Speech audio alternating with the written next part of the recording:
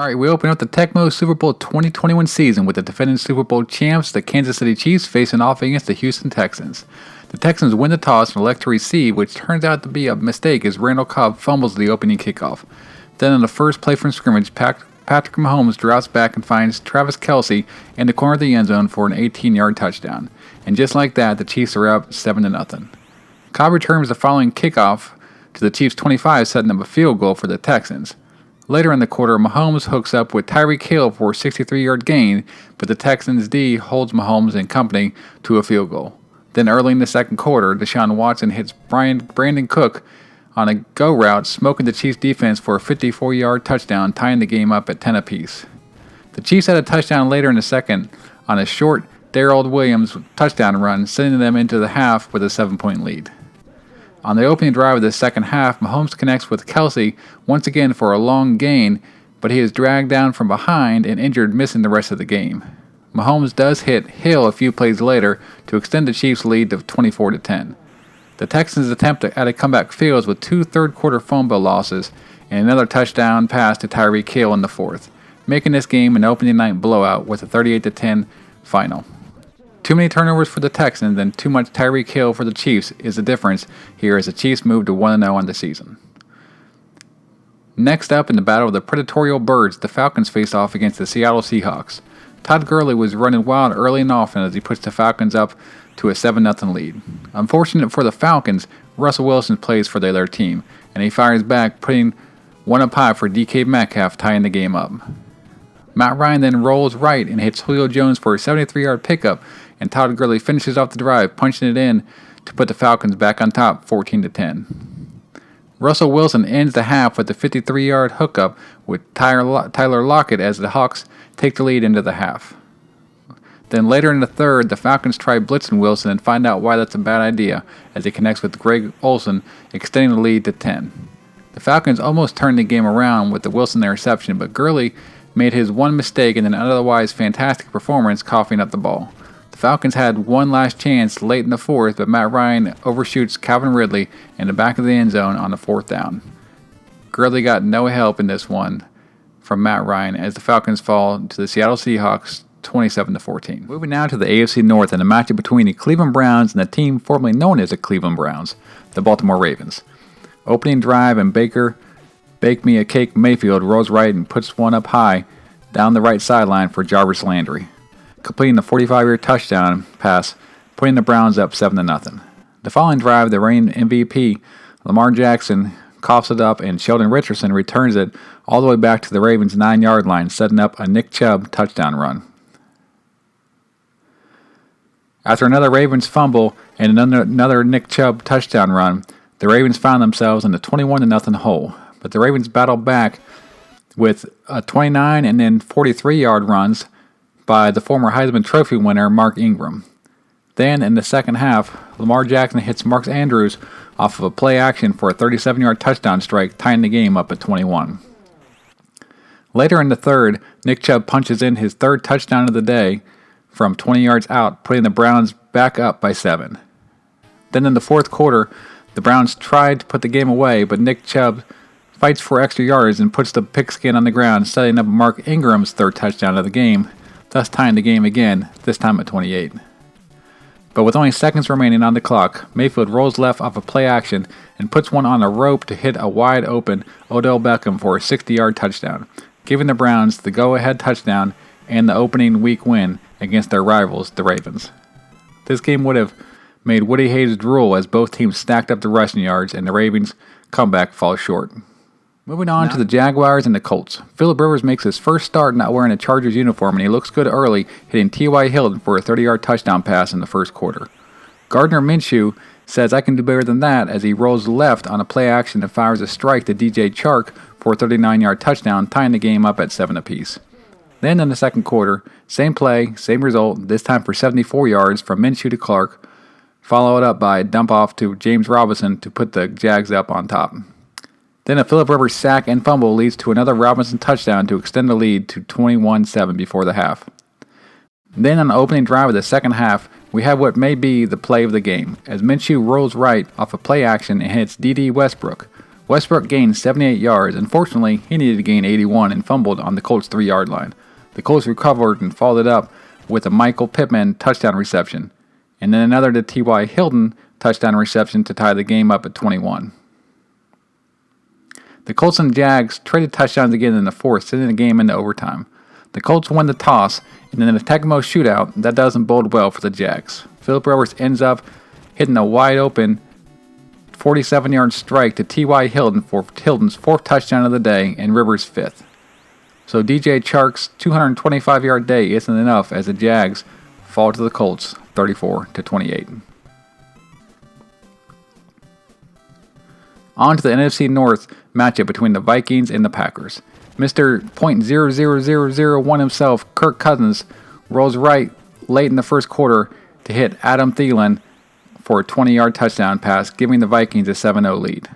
On the ensuing drive, the Packers are driving and Rodgers misses Robert Tonyan on a third down play that results in a missed field goal and nada for the Packers. Later in the second quarter, following a Rodgers interception, Cousins rolls left, this time finds Thielen once again for a touchdown, putting the Vikings up 14-0. The Packers have a chance to cut into the lead before half, but Rodgers is picked off again, this time in the end zone.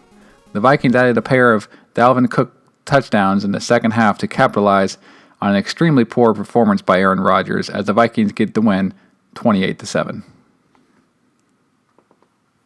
So the Washington football team makes their first appearance using their temporary name against the Philadelphia Eagles, and Dwayne Haskins shows his confidence as he starts his first full season as a starter by hitting fellow former Buckeye Terry McLaurin for a 45-yard touchdown pass, giving Washington the easy 7-0 lead.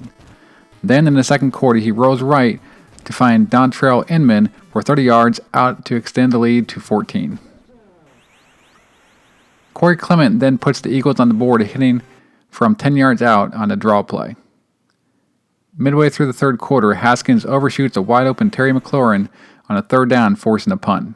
The Eagles capitalize on this by driving down the field to tie the game up early in the fourth on a 5-yard touchdown pass from Carson Wentz to Alshon Jeffries.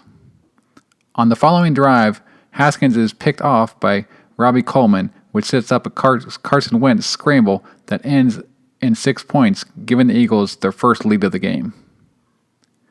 With a minute left in the fourth, Haskins rolls left off of play action and throws a deep ball to McLaurin for a 47-yard touchdown, tying the game back up and sending us to overtime.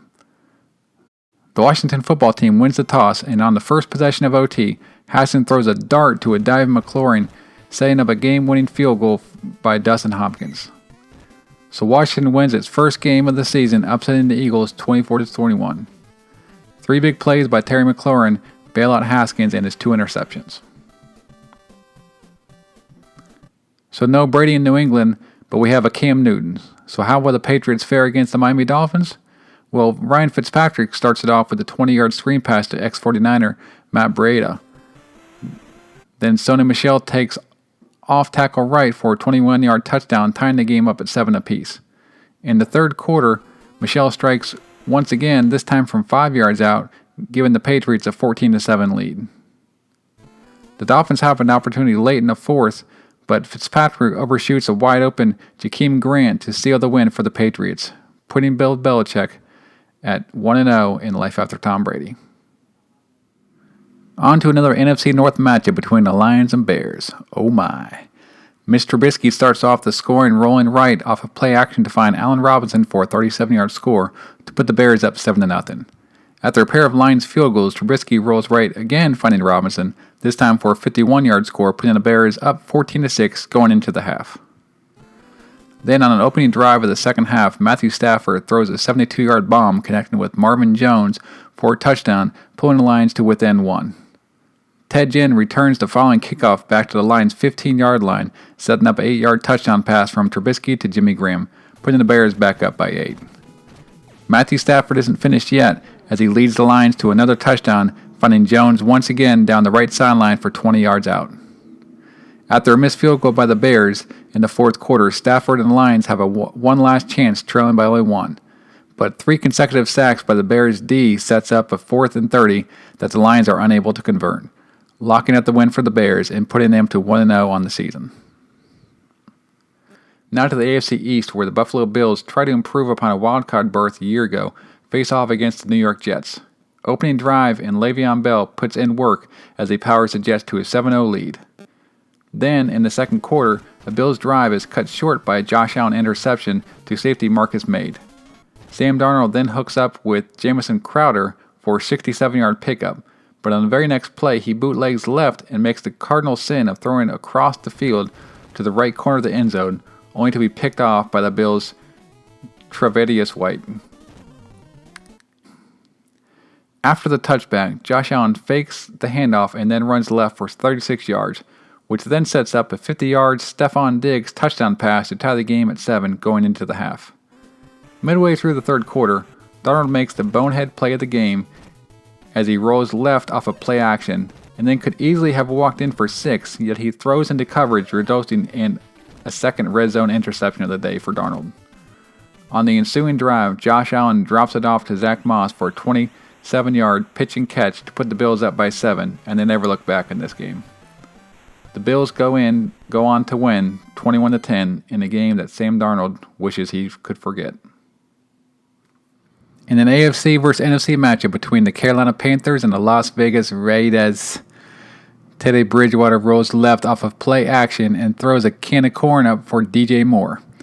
He takes it 82 yards all the way down to the Raiders' 1-yard line, where Mike Davis punches it in from there, putting the Panthers up 7-0. The Raiders drive down the field to tie it up at 7 after a 5-yard Josh Jacobs touchdown run. A Curtis Samuel fumble on the next kickoff sets up another Josh Jacobs touchdown run, this time from 34 yards out, putting the Raiders up 14-7. Right before the half, Marcus Mariota rolls left, finding Darren Waller for 16 yards out for the touchdown, putting the Raiders up 21-7 going into halftime. Later in the third quarter, Marcus Mariota rolls right and hits Tyrell Williams right on stride for a 48-yard touchdown, putting the game out of reach. The Raiders go on to win the game 35-21 behind the bounce attack provided by Mariota and Jacobs. So how will the defending NFC champion San Francisco 49ers do now that they have a target on their backs? We will see as they match up against the Arizona Cardinals and Kyler Murray. Opening drive, Jimmy Garoppolo rolls right off a play action and hits Deebo Samuel for a 42-yard gain, but Deebo stays down and has to leave the game, as Garoppolo is without one of his key weapons the rest of the game. The Niners end up settling for a field goal on the drive. On the Cardinals' first drive of the season, Murray connects with K'Wan Williams. Unfortunately for Murray, Williams plays for the 49ers. Garoppolo capitalizes off of the turnover, hitting Dante Pettis for a 50-yard gain, and then handing off to Tevin Coleman, who starts left but then reverses field and heads for the right pylon, giving the Niners a 10-0 lead. In the second quarter, Kyler Murray cuts into the lead, making Larry Fitzgerald stretch out for a 20-yard touchdown reception. Later in the second, the Cardinals are threatening again, but Murray is picked off again, this time by the strong safety Tart. Garoppolo makes the Cardinals pay as he hits George Kittle for a 75-yard touchdown pass as time runs out in the half.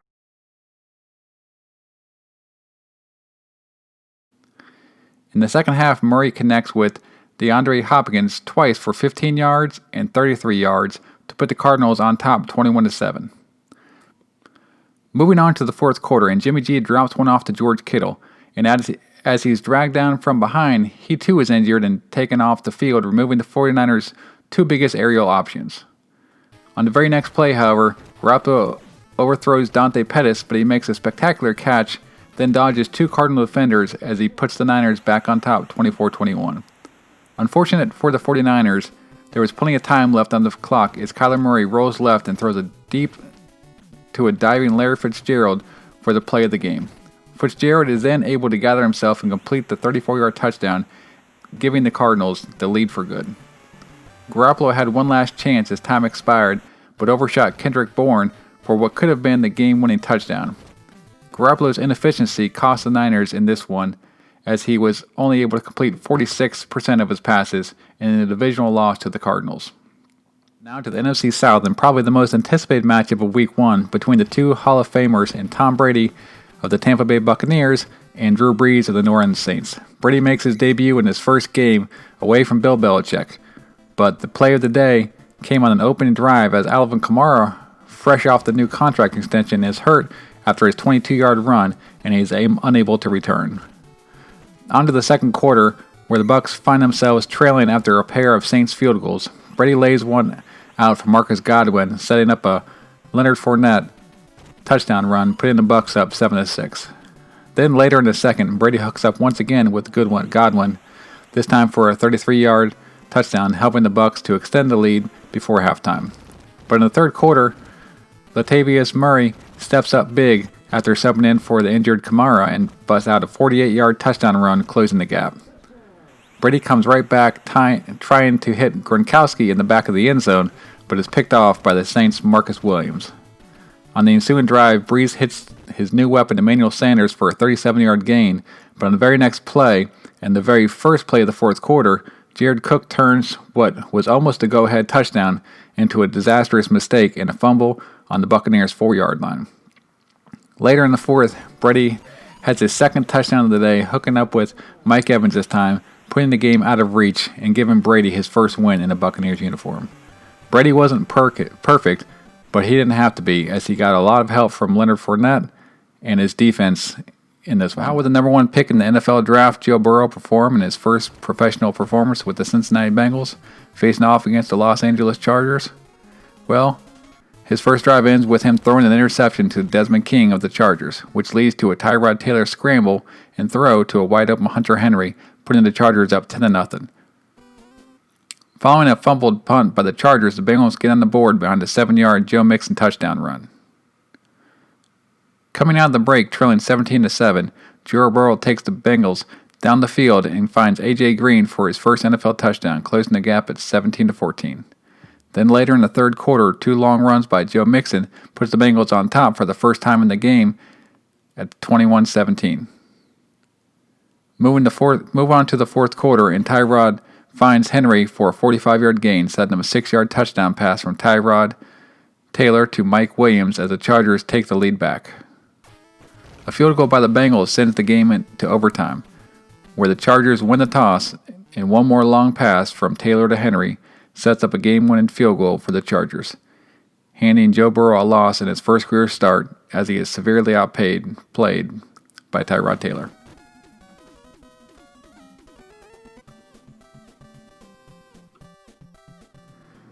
America's team faces off against the LA Rams in an NFC East versus NFC West showdown.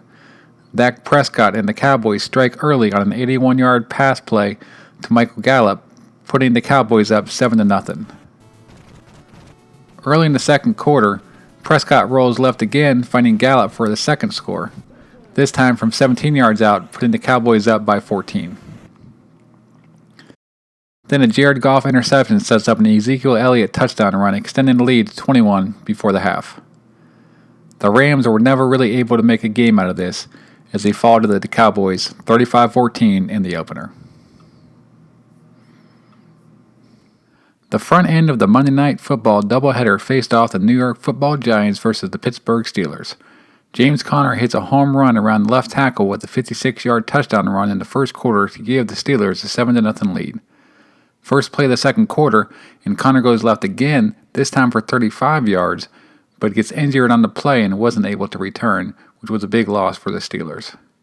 Jalen Samuels, filling in for Conner, caps off the drive with a 5-yard touchdown run of his own, putting Pittsburgh up by 14. The Giants fumbled the following kickoff, leading to a Roethlisberger to Juju Schuster touchdown pass, putting the Steelers up by 3 scores. The Giants tried fighting back with a 77-yard touchdown play-action pass from Daniel Jones to Sterling Shepard right before the half, and then a Roethlisberger sack and fumble late in the third brings the Giants back to within 1 score.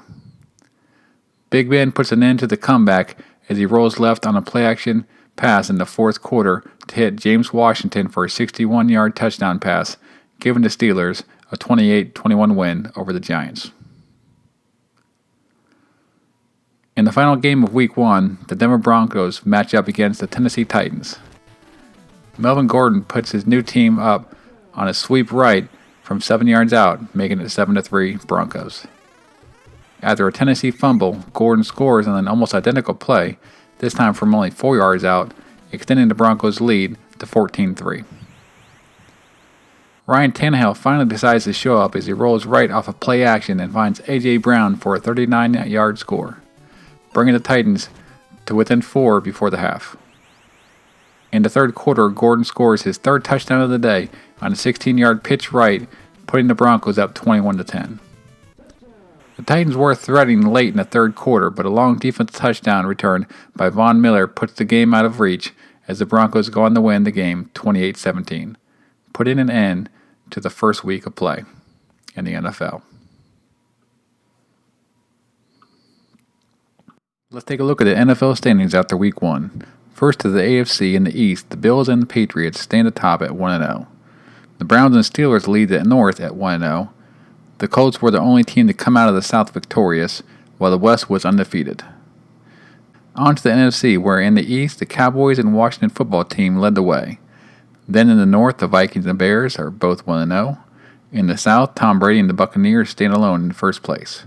And finally, the West is led by the Seattle Seahawks and the Arizona Cardinals. Tyrod Taylor leads the NFL in passing yards with 304, followed by Cousins and Garoppolo. Philip Rivers lit it up with 5 touchdown passes in his Colts debut, while Murray, Trubisky, and Mahomes all had 4. Hunter Henry led the league in receiving yards with 260, while DJ Chark and DJ Moore both had over 100-yard days as well. Then T.Y. Hilton was a man among boys, pointing 4 touchdown passes on the week.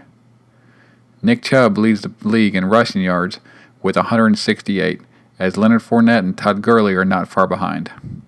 Then Ezekiel Elliott, Melvin Gordon, Mark Ingram, and Nick Chubb all record 3 rushing touchdowns on the week. And then for defense, DeForest Buckner pays dividends for the Colts, racking up 3 sacks and helping the Colts secure a Week 1 win.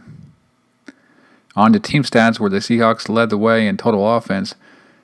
The Chargers had the league's best passing attack, and no surprise, the Ravens lead the league in total rushing yards. The Dolphins have the number 1 defense, even with a loss, holding Cam Newton to just 38 passing yards. And then the Cardinals held the dynamic rushing offense of the 49ers to just 15 yards en route to their Week 1 upset. That's it, guys. Hope you enjoyed this Week 1 edition of Tecmo Super Bowl 2021 on the OCG Sports Network. See you next time.